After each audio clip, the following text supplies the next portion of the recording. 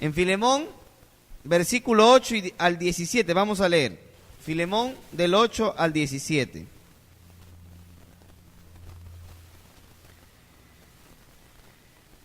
Filemón del 8 al 17. Filemón es la última carta del apóstol Pablo que se haya registrado en el Nuevo Testamento, menos que usted considere que Hebreos también es una de las cartas escritas por Pablo. Pero en el libro de Hebreos capítulo 1, Filemón, versículo 8 al 17. ¿Ya lo tenemos? Dice: por lo cual, aunque tengo mucha libertad en Cristo para mandarte lo que conviene, más bien te ruego por amor, siendo como soy Pablo ya anciano y ahora además prisionero de Jesucristo. Te ruego por mi hijo Onésimo, a quien engendré mis prisiones, al cual en otro tiempo te fue inútil, pero ahora a ti y a mí nos es útil, el cual vuelvo a enviarte. Tú pues recíbele como a mí mismo. Yo quisiera retenerle conmigo para que en lugar tuyo me sirviese en mis prisiones por el Evangelio. Pero nada quise hacer sin tu consentimiento, para que tu favor no fuese como necesidad, sino voluntario. Porque quizá para esto se apartó de ti por algún tiempo, para que le recibieses para siempre, no ya como esclavo, sino más que esclavo, como un hermano amado. Mayormente para mí, pero cuanto más para ti, tanto en la carne como en el Señor. O sea, siendo que es tu esclavo y ahora es creyente, con mayor razón tienes que recibirle, eso es lo que está diciendo. Verso 17. Así que si me tienes por compañero, recíbele como a mí mismo. Verso 18. Y si en algo te dañó o te debe, ponlo a mi cuenta. Yo, Pablo, lo escribo de mi mano, yo lo voy a pagar, yo lo pagaré. Por no decirte que aún tú mismo te me debes también. Sí, hermano, tenga yo algún provecho de ti en el Señor, conforta mi corazón en el Señor. Amén. Hasta ahí nos quedamos, hermano. Oramos. Padre Celestial, te damos las gracias porque en tu Hijo Jesucristo nos podemos acercar libremente delante de tu trono. Guíanos, Señor, en esta noche. Guíanos, Señor, con tu sabiduría, que cada palabra que salga, Señor, de las Sagradas Escrituras pueda llenar nuestra vida, llenar nuestro ser, confrontar nuestro corazón y podamos ser, Señor, bendecidos como siempre lo somos al estudiar tu palabra. Hoy al sentarnos a tus pies, Señor, queremos que tú seas el maestro hablando a nuestros corazones. Te lo pedimos, Padre Celestial, en el nombre de Jesús. Amén. Hermanos, a principios del siglo XX, la psicología norteamericana se fue distanciando cada vez más de la psicología tradicional, que era la psicología alemana. De tal manera que la psicología norteamericana, comenzó a tener algunos rasgos que eran rasgos particulares de esa escuela.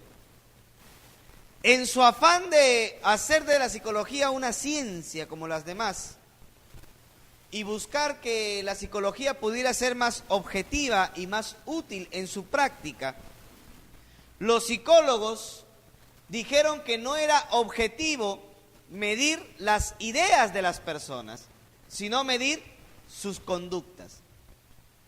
Entonces, la psicología pasó para la escuela norteamericana de ser una psicología cognitiva a ser una psicología conductual. ¿A qué me refiero con psicología conductual? Que según esta rama de la psicología, este tipo de psicología, la persona solamente puede ser analizada en base a sus actos, en base a lo que ha aprendido, en base a lo que ha conocido y desarrollado en su vida. y que así como una persona puede aprender malos hábitos, la psicología conductual dice que la persona puede desaprender también esos malos hábitos. Miren, hermanos, que la psicología conductual lo que ha hecho es buscar el acondicionamiento de las personas para que cambien su forma de ser. Eso, por ejemplo, se ve hoy en día en lugares en donde se le promete a las personas que pueden desaprender sus malos hábitos, como por ejemplo los centros de reformación para alcohólicos anónimos. ¿Sí o no? ¿Los alcohólicos anónimos cambian o no cambian? Sí cambian, hermano. Hay alcohólicos anónimos que van a un centro de reformación y cambian. Hay lugares de reformación para drogadictos. Hay lugares de reformación para personas criminales. Y cambian, hermano. Pero el propósito bíblico no es que la persona cambie, sino que la persona sea transformada. ¿Me entienden o no? Porque una persona puede cambiar o desaprender sus malos hábitos. El problema no está en la actitud, el problema está en el pecado, hermano. ¿Me entienden o no? Lo que hace daño, lo que desgracia, lo que carcome a una persona es el pecado. Y entonces podríamos decir, en base a la psicología conductual, bueno, pues Onésimo aprendió a robar y hay que enseñarle a que sea honrado. Pero hermanos, el problema no está en la actitud, el problema está en el pecado. Y el pecado brota del corazón. Entonces, ¿es un problema de actitud? No, es un problema de corazón. ¿Me entienden o no? Y hay que tratarlo desde al fondo, no por la forma, sino por el fondo. ¿Se da cuenta o no? Entonces, eso pasaba con Onésimo. Onésimo, hermanos, había sido un terrible ladrón. Había robado a Filemón y luego se había corrido y lo habían capturado y terminó en la cárcel. Pero hermanos, él pudo haberse ido a un centro de reformación y pudo haber cambiado su vida, pero su alma hubiera seguido perdida, hermano. Es que lo único que puede hacer que alcohólicos, que drogadictos, que adúlteros, que idólatras, que homosexuales, que prostitutas, todas las personas lleguen a cambiar de tal manera que aborrezcan el pecado y amen la santidad, es el Evangelio de Cristo. Amén. Porque las personas pueden cambiar, pero seguir amando el pecado, ¿o no? Pueden cambiar de un pecado y se cambian de un pecado a otro.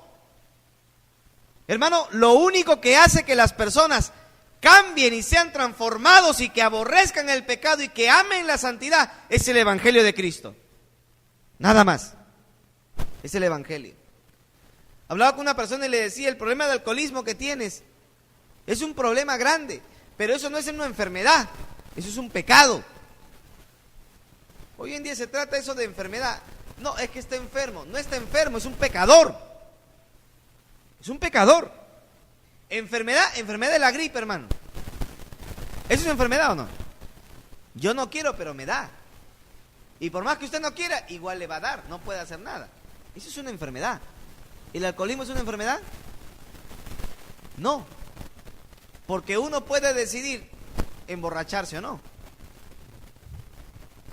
¿Entiende o no? Eso es un pecado.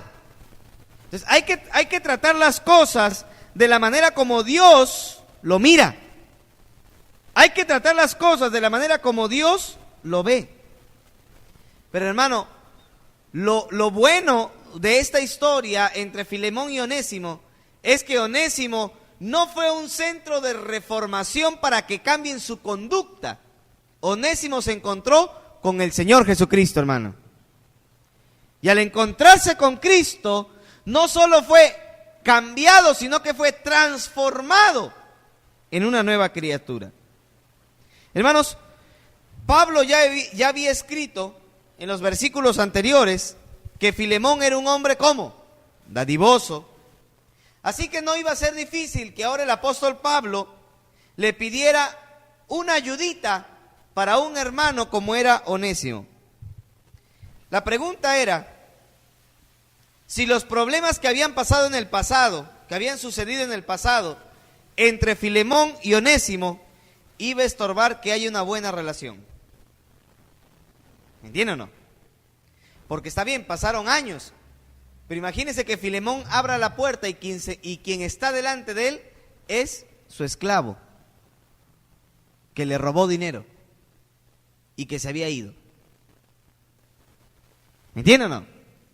Entonces, la pregunta es si ese pecado del pasado, si esos problemas del pasado iban a afectar que Onésimo y Filemón tengan una buena relación. Hermano, el tema de esta noche se va a centrar en dejar el pasado donde debe estar, en el pasado. ¿Amén? Tenemos que dejar el pasado en el pasado. Porque hay muchos creyentes que todavía cargan con el pasado en el presente. No es que yo fui esto, no es que yo hice yo en el mundo. En el mundo, el que está en Cristo, nueva criatura es. Las cosas viejas pasaron, todas son hechas nuevas. Pero hay personas que cargan con el pasado y no se pueden liberar del pasado. Y cuando un creyente carga con su pasado, cuando un creyente no afronta su pasado, porque hay que afrontar el pasado. ¿Me entienden o no? Hay que afrontar el pasado. Conocí una hermana que ella había sido ultrajada por su padre, hermano, durante años. Ella era pequeña, durante años fue ultrajada por su padre. Terrible, hermano. Y así en esa condición llega a Cristo. Y va a la iglesia y escucha la palabra y se entrega al Señor. Pero ¿sabe cuál es el problema? No vivía en la libertad de Cristo, hermano. Años, más de 10 años. Y no era libre, hermano. ¿Sabe por qué? Porque vivía en el pasado. Porque a pesar de haber aceptado a Cristo, no había perdonado a su padre. ¿Me entienden o no? Entonces, ¿cuándo fue que esta persona fue liberada de esa carga? ¿Cuándo fue liberada? Cuando ella tuvo que afrontar el pasado. ¿Y cuándo afrontó el pasado? Cuando se le acercó a su padre y le dijo, mira, tú hiciste esto y me dañó, pero te perdono. Hasta que ella no hizo eso, no quitó esa carga de su corazón, hermano. Hermanos, ¿cuántos de nosotros tenemos temor a confrontar el pasado? Y estamos cargando con el pasado todavía en el presente. Y tenemos cargas en nuestra vida que no hemos solucionado bien, aún llegando al Señor Jesucristo. Eso pasaba Onésimo. Número 1, vamos a ver la petición del apóstol Pablo. Número 1, la petición del apóstol Pablo. Versículo 8. Dice, por lo cual, le dice Pablo a Filemón, aunque tengo libertad en Cristo para mandarte lo que conviene, más bien te ruego por amor. Mire, Pablo le dice a Filemón, yo tengo todo el derecho de mandarte a ti lo que es bueno. Yo tengo todo el derecho de decirte a ti lo que es bueno. ¿Por qué? Porque Pablo, en cierta manera, era pastor de Filemón. ¿Me entiende o no? Oiga, los pastores llevamos una gran carga en nuestro corazón, hermano. Porque la Biblia dice que vamos a dar cuenta de los miembros de la iglesia. ¿Sí o no? Lo dice la Biblia. O sea que cuando yo llegue al cielo, el Señor me va a decir, a ver, ¿cuántas iglesias has estado? Y va a decir, a ver, en esta iglesia, ¿qué pasó con fulano? ¿Qué pasó con sultano? ¿Qué pasó con el otro? ¿Qué pasó con la otra? Y Dios me va a tomar en cuenta por todos los miembros de la iglesia, hermano. ¿Hay o no hay una gran carga? Sí, hermano. Y tener que afrontarse delante del príncipe de los pastores a tener que dar cuenta de cada creyente, hermano. Es una gran carga. Por eso cuando un pastor le da un consejo, hermano, cuando un pastor le da un consejo, hermano, si uno se da cuenta que es un consejo bíblico, tiene que acatarlo, hermano. ¿Amén? Tiene que acatar. No es que se sujete a mí, sujétese a la palabra de Dios. Y si la Biblia lo dice, usted tiene que sujetarse, hermano. ¿Amén? Entonces, más que se sujete a mí, porque yo soy un hombre, usted tiene que sujetarse a la palabra de Dios. Y Pablo dice, yo tengo todo el derecho y la autoridad de mandarte a ti lo que conviene. ¿Está diciendo eso o no? Yo tengo todo el derecho de decirte lo que conviene, pero no lo quiero hacer porque quiero que sea voluntario. Quiero que sea por amor. Hermanos, Dios nunca va a forzar a nadie a hacer cosas para Él. Siempre se espera que el servicio que nosotros le brindemos a Dios sea un servicio voluntario. ¿Amén? Pablo le hubiera dicho, haz esto y haz el otro. Número 1, recibe a Onésimo. Número 2, prepárame un cuartito que voy para tu casa. No le ha dicho eso. Pablo le dice a Filemón, quiero que tu servicio sea voluntario. Hermanos, todo lo que hagamos para el Señor tiene que brotar del corazón. Amén. Segundo de Corintios capítulo 8, versículo 8, el apóstol Pablo dice, no hablo como quien manda, sino para poner a prueba por medio de la diligencia de otros vuestra sinceridad por medio de la diligencia de otros, también la sinceridad de vuestro amor. ¿Qué está diciendo Pablo, hermano? Lo que Pablo está diciendo es que las ofrendas que entregamos, que los diezmos que entregamos, demuestran lo que hay en nuestro corazón. Demuestran nuestra sinceridad a Dios. Por eso tiene que ser, ¿qué? Voluntario. ¿Amén? Las ofrendas, los diezmos tienen que ser un acto voluntario para Dios. Segunda de Corintios capítulo 9, verso 7, el apóstol Pablo dice, cada uno dé como propuso. ¿Dónde? En el corazón. No dé con tristeza, ni tampoco dé por necesidad. Hermano, Dios ama al dador alegre. Todo servicio que uno le brinde a Dios tiene que ser voluntario. Pablo le hubiera dicho, haz lo que te digo, pero le dijo a Filemón, hazlo voluntariamente. El pastorado de una iglesia tiene que ser voluntario. ¿Me entienden o no?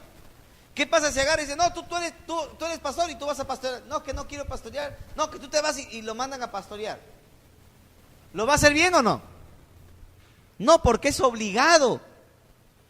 Por eso, 1 de Pedro 5:2 dice, apacienten la grey de Dios, cuiden la grey de Dios, denle pasto a la grey de Dios que está entre ustedes, cuidando de ella no por fuerza, sino voluntariamente.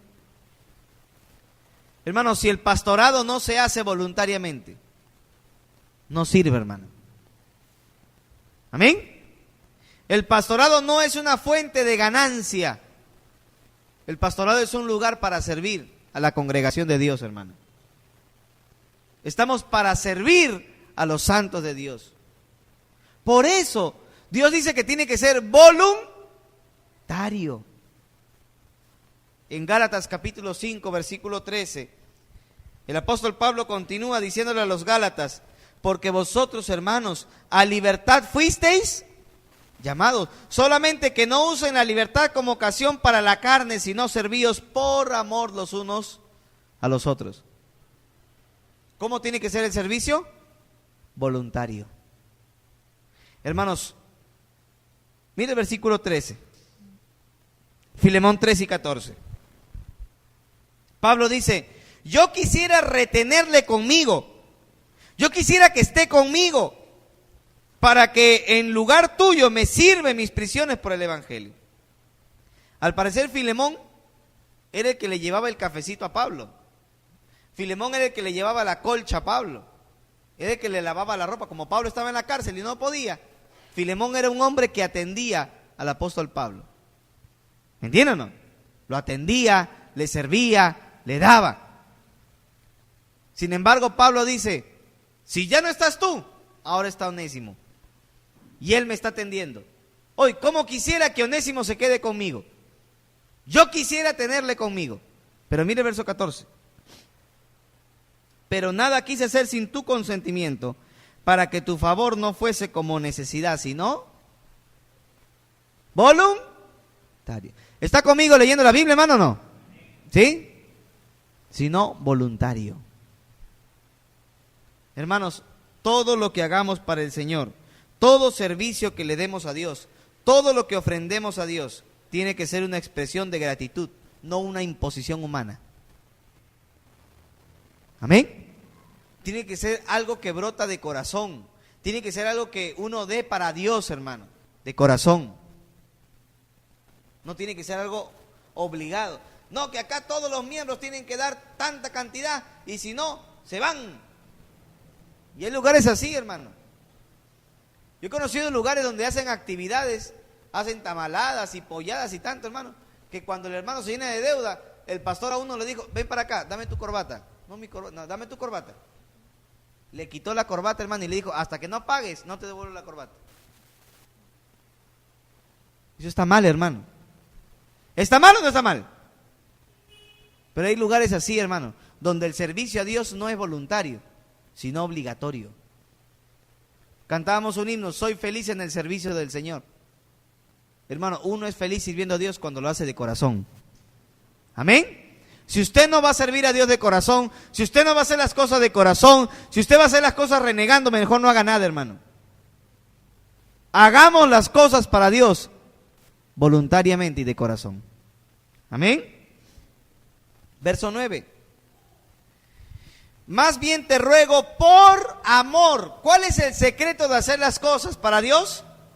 Por amor. Más bien te ruego por amor. Siendo como soy Pablo, ya anciano y ahora más prisionero de Jesucristo. Hermanos, ¿por qué todas las cosas que hacemos los cristianos tienen que estar basados en el amor? ¿Por qué? Porque es necesario que cuando usted hace algo para Dios, cuando usted hace algo para su iglesia, cuando usted hace algo para su hermano en Cristo, lo haga basado en el amor. Porque lo dice 1 Corintios capítulo 13, versos 4 y 7. El amor es sufrido, benigno. El amor no tiene envidia. El amor no es jactancioso. El amor no se envanece. Si usted hace algo para Dios y usted lo hace con amor, no se va a envanecer. ¿Me entiende o no? Si usted hace algo para Dios con amor, usted no se va a enorgullecer. Usted no va a ser jactancioso. Ah, mira, yo he dado, yo he hecho, yo he aportado. Uy, todo, yo he donado la mitad de la iglesia, solito le he donado yo. El amor no es jactancioso. ¿Me entienden o no? El amor no se enorgullece. El amor no se goza de la injusticia. El amor se goza de la verdad. Cuando uno hace las cosas para Dios con amor, por amor, hermano, lo hace sinceramente, sin esperar nada a cambio. El amor de Dios es incondicional. Y cuando uno hace las cosas para Dios, lo hace incondicionalmente. Amén. Lo decía en la mañana, cuando usted haga algo para Dios, hermano, cuando yo haga algo para Dios, cuando usted y yo hagamos algo para Dios, no esperemos que nos aplaudan. Amén. Porque si a usted le aplauden y a usted le gusta ese aplauso, ya perdió su recompensa. ¿Entienden o no? Pues yo estoy predicando aquí, hermano, estoy predicando la palabra del Señor. Y en eso que estoy predicando, se levantan y aplauden. Y comienzo. Me enorgullezco, hermano. El hecho de haber aceptado ese aplauso, cuando llega al cielo, ni hals me van a dar, hermano. Ni caramelo de limón, nada me van a dar. ¿Por qué? Porque el aplauso de la gente fue mi recompensa. ¿Entienden? Hermano, siempre es bueno reconocer la gloria de Dios. Amén. Porque todo lo que usted hace, todo lo que yo hago es siempre, únicamente para la gloria de Dios. Amén. Usted canta bonito, usted cuando canta bajo en Los Ángeles y le acompañan, gloria a Dios. Si usted cuando predica la gente se convierte, gloria a Dios. Si usted cuando administra lo hace bien, gloria a Dios. Si usted cuando dirige un grupo lo hace bien, gloria a Dios. Todo es para la gloria de Dios. Amén. La Biblia dice en el libro de Isaías 45, porque yo soy Jehová y no comparto mi gloria con nadie. No le robemos la gloria que le pertenece a Dios. ¿Saben lo que significa gloria? ¿Saben lo que significa gloria? A la leche, no. ¿Sabe qué significa gloria? El nombre de mi tía Gloria, no. Gloria significa fama grande, el más famoso. Eso significa gloria. Quiere decir que cuando usted dice gloria a Dios, le está dando la fama a Dios. ¿Me entiende o no? Está haciendo que el que se haga conocido sea Dios, no usted. Por eso la gloria, la fama más grande, tiene que ser para Dios, hermano. Si usted quiere ser famoso, la iglesia no es un buen lugar. Usted puede irse a Yo Soy, puede irse a otro lugar. El Perú tiene talento, Ica tiene talento, váyase a donde quiera, hermano. Pero aquí no estamos para ser famosos, aquí estamos para la gloria de Dios, hermano. Amén. Que todo servicio que hagamos sea para la gloria de Dios. En 1 Corintios capítulo 10, versículo 24, el apóstol Pablo dice: ninguno busque su propio bien, sino el del otro. Cuando un creyente realiza algo en base al amor, lo hace considerando otras personas. Cuando un creyente hace algo en amor, lo hace absteniéndose a uno mismo, pensando en los demás. 1 Corintios 16, 14, el apóstol Pablo dice: todas vuestras cosas sean hechas con amor. Si usted y yo hacemos las cosas con amor, Dios nos bendice, hermano. Amén. Que nuestro servicio a Dios sea voluntario y sea con amor. Que no sea bajo presión, que no sea obligatorio, que no sea con temor, que no sea amedrentando. No, hermano. Que nuestro servicio a Dios sea voluntario y sea con amor. Porque todo lo que se hace sin voluntad y sin amor no sirve, hermano. ¿Amén? No sirve. Tiene que ser voluntario y con amor. Versículo 10. Filemón 10. Te ruego. Mire, Pablo le dice: te voy a pedir un favor, pero quiero que sea voluntario. Verso 10. Te ruego por favor por mi hijo Onésimo, en quien engendré en mis prisiones. Hermano, yo le pregunto, ¿es fácil ser padre espiritual o no? ¿Es fácil ser padre espiritual? No, hermano.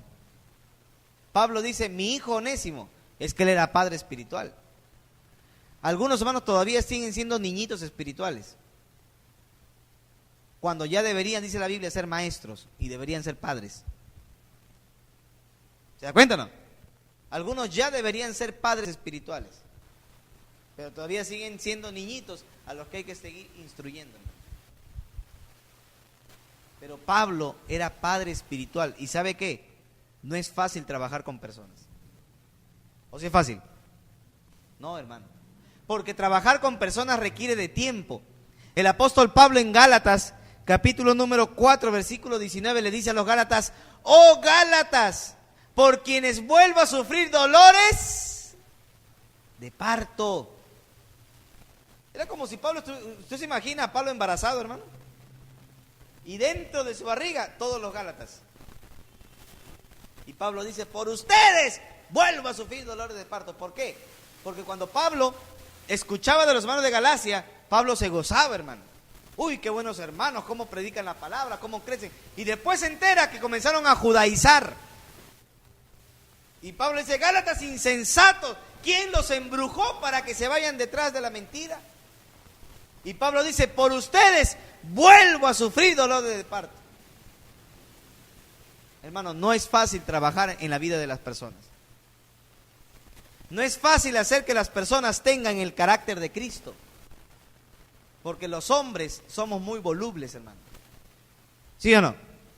Hoy un día estamos fervorosos en la iglesia cantando, he decidido seguir a Cristo. Y uno está en la iglesia y canta y al día siguiente ya no quiere venir.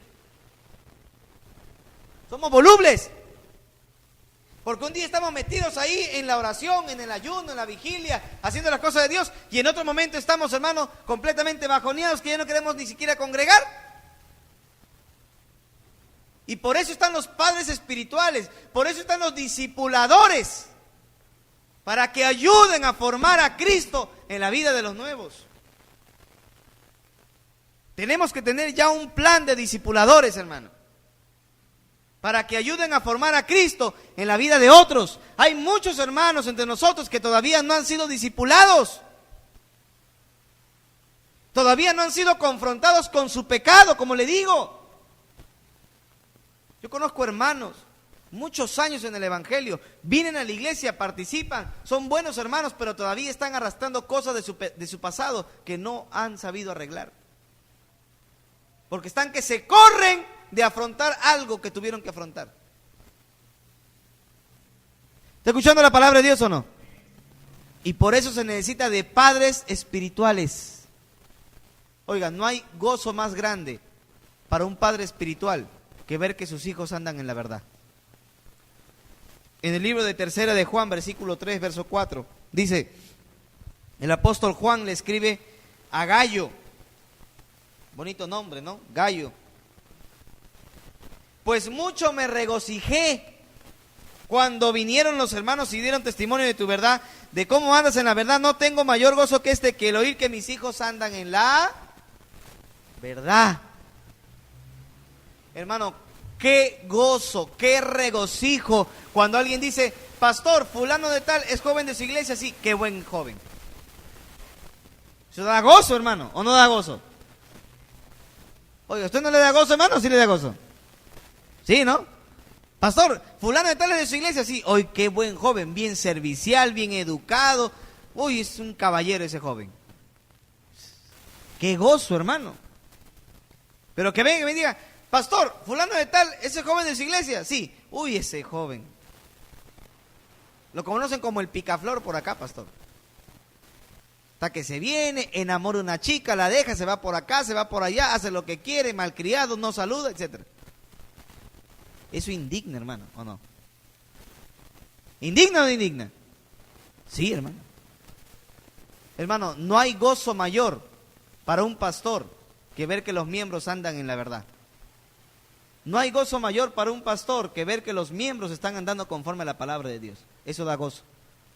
No hay gozo mayor para un discipulador que ver que sus discípulos están andando en la palabra de Dios. Hermanos, seamos sensibles a la palabra de Dios. Yo le pregunto, si tuviéramos hoy que poner discipuladores, ¿usted se consideraría un padre espiritual o se consideraría un niñito al que hay que estar discipulando? ¿Qué se considera? ¿Usted cree que todavía tenemos que darle la leche en la boca, hermano? ¿O usted cree que es capaz de poder darle la leche a otra persona? No sé si me está entendiendo. ¿Está entendiendo o no? Dios nos llama a crecer, hermano. Dios nos llama a ser padres espirituales. Número 2. Onésimo era un hombre transformado por el Evangelio. Onésimo era un hombre transformado por el Evangelio. Verso 11. El cual en otro tiempo te fue inútil. ¿Cómo era Onésimo? ¿Cómo era Onésimo? Inútil. ¿Cómo somos nosotros? Inútiles. Dígalo, dígalo. ¿Cómo somos, hermano? No, inútil será usted, pastor. No, todos somos inútiles. Cristo dijo, siervos inútiles son, porque lo que tienen que hacer hacen. No, pues si yo hago lo que tengo que hacer, soy útil. No, eres inútil. Porque si tú haces más de lo que tienes que hacer, ahí sí eres útil. ¿Entienden o no? Hermano, cuando Pablo dice acerca de Filemón, dice de Onésimo, perdón, dice Onésimo en otro tiempo fue inútil, pero ahora a ti y a mí nos es útil. Hermano, Dios siempre ha transformado a hombres malos en bendición. Si un hombre antes era alcohólico, llegaba a la casa borracho, ¡pah!, tiraba la puerta y gritaba, uy, se iba corriendo la esposa, se iban corriendo los hijos, hasta el gato se iba corriendo debajo de la cama, hermano. ¿Sí o no? Uy, salía él a la calle, los vecinos se metían a sus casas, no salían. Salió el endemoniado gadareno, hermano. Ni con cadenas lo podían coger. Pero ¿qué pasa si esa persona viene a Cristo?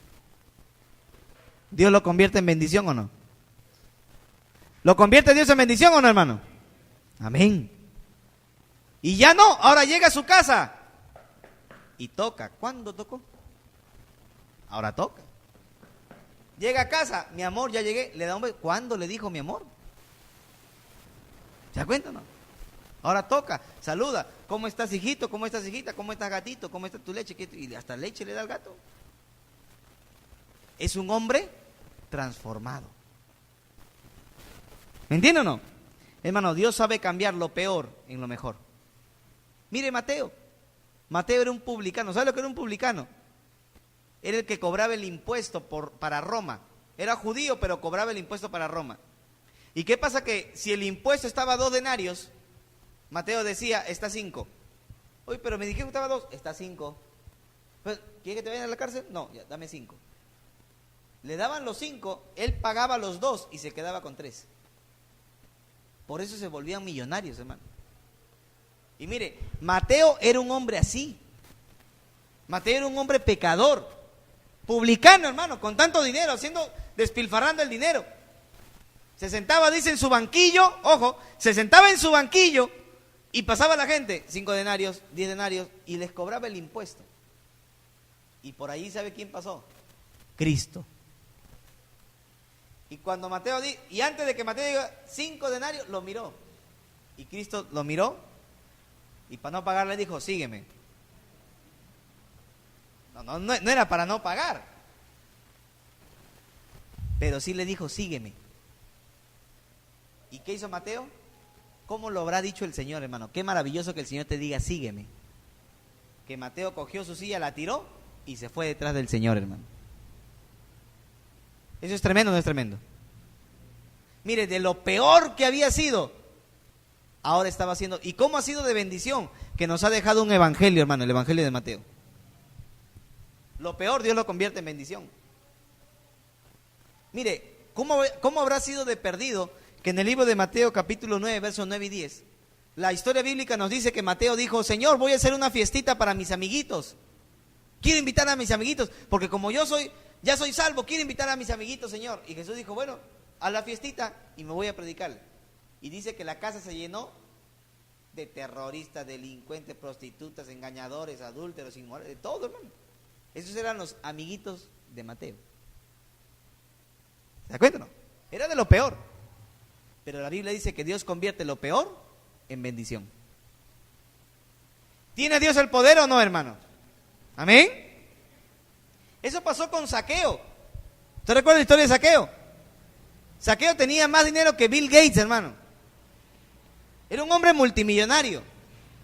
Cuando se enteró que Cristo iba a venir, hermano, Zaqueo desesperado. Oh, Cristo viene, el Señor viene, Jesús viene. Y, hermano, y dice la Biblia que no medía ni medio metro. Y desesperado, Cristo viene y miraba así a ver si dice que nadie le daba espacio. La cantidad de gente, hermano. Y Zaqueo saltaba así como Mario Bros y no miraba nada.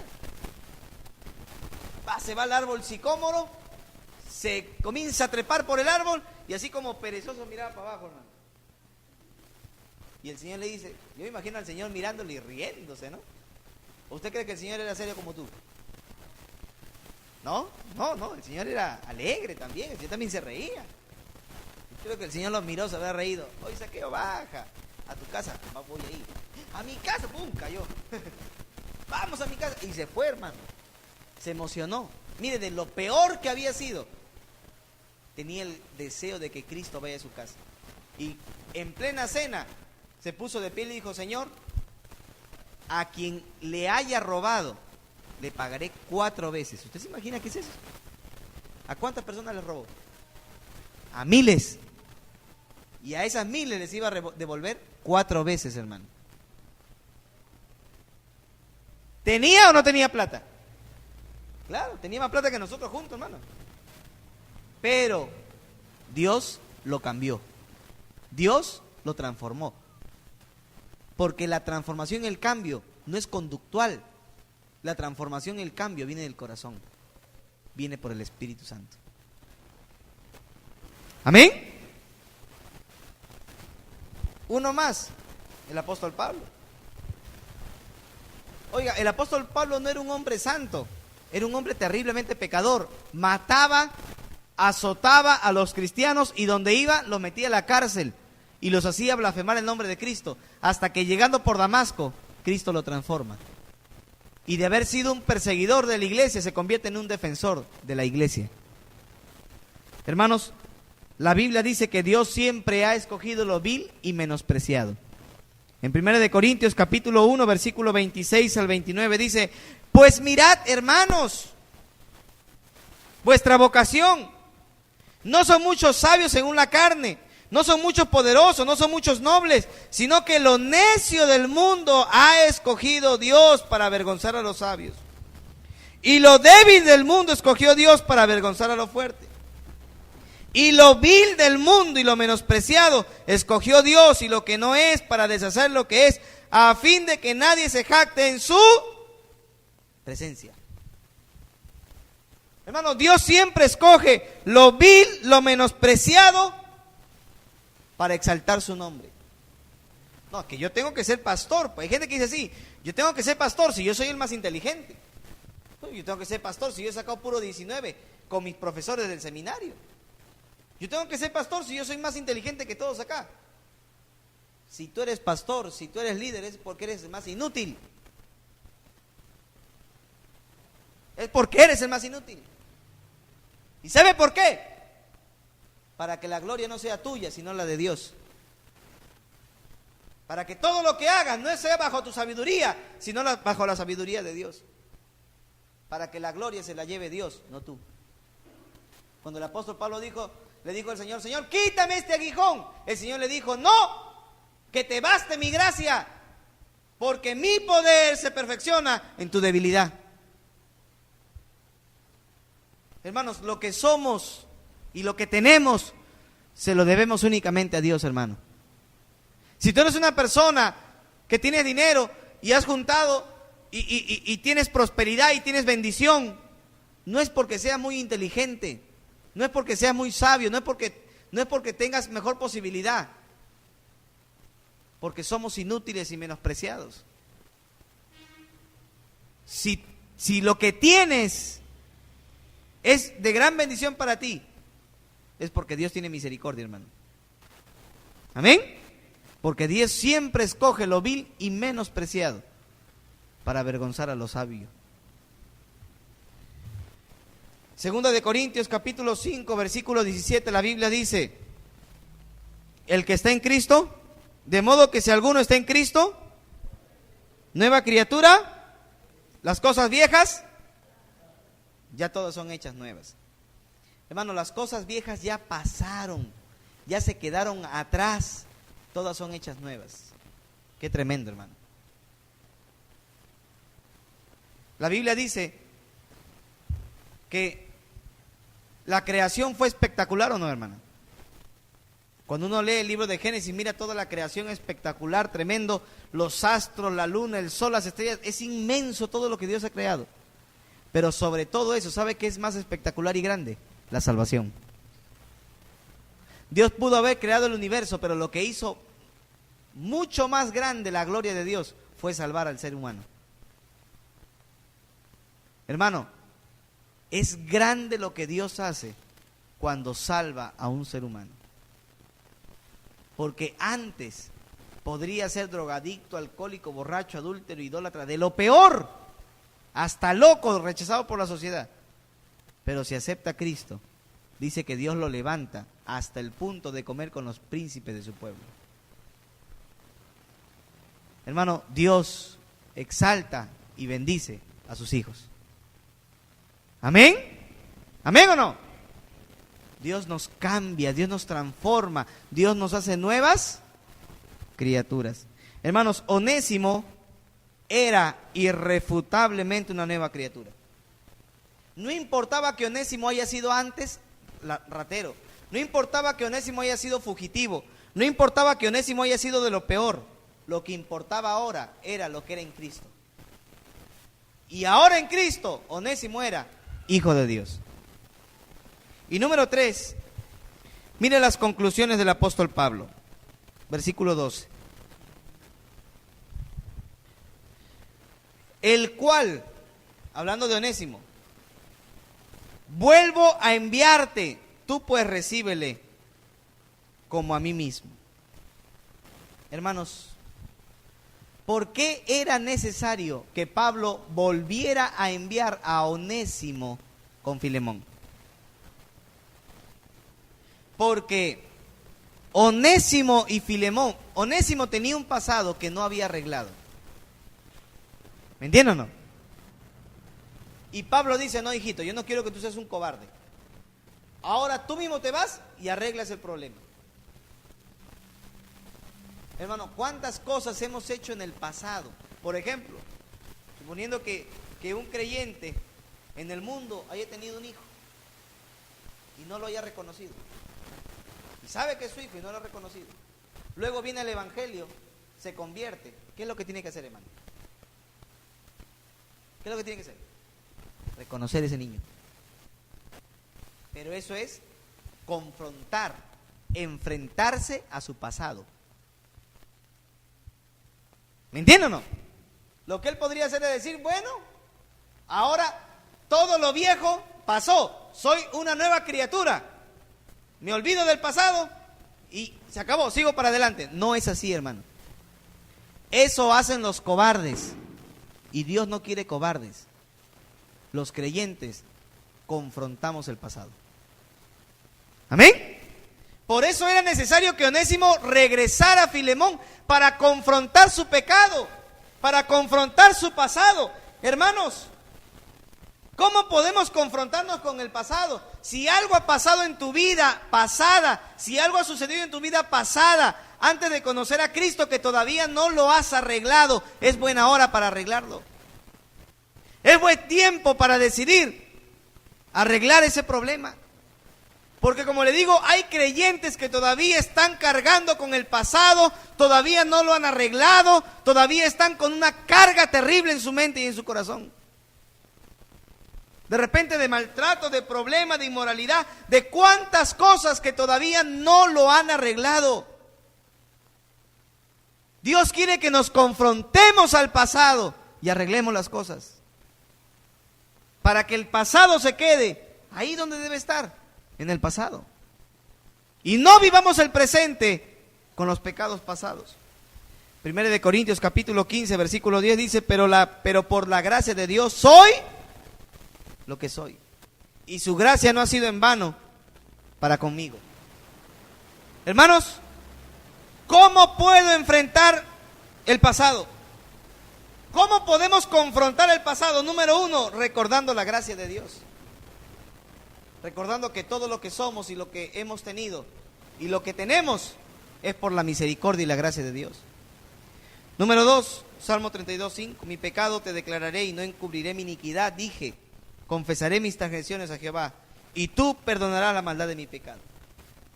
¿Cómo podemos confrontar nuestro pasado? Orando a Dios.